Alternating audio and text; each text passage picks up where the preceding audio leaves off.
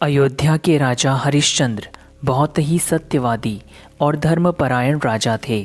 वे भगवान राम के पूर्वज थे। वे अपने सत्य धर्म का पालन करने और वचनों को निभाने के लिए राजपाट छोड़कर पत्नी और बच्चे के साथ जंगल चले गए और वहाँ भी उन्होंने विषम परिस्थितियों में भी धर्म का पालन किया।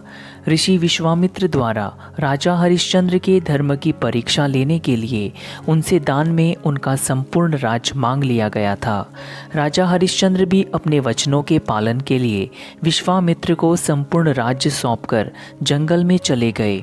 दान में राज मांगने के बाद भी विश्वामित्र ने उनका पीछा नहीं छोड़ा और उनसे दक्षिणा भी मांगने लगे।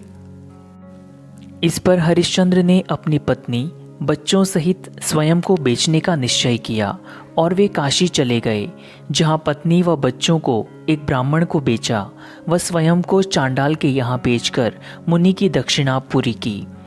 हरिश्चंद्र श्मशान में कर वसूली का काम करने लगे। इसी बीच पुत्र रोहित की सर्पदंश से मौत हो जाती है। पत्नी श्मशान पहुंचती है, जहां कर चुकाने के लिए उसके पास एक फूटी कौड़ी भी नहीं रहती।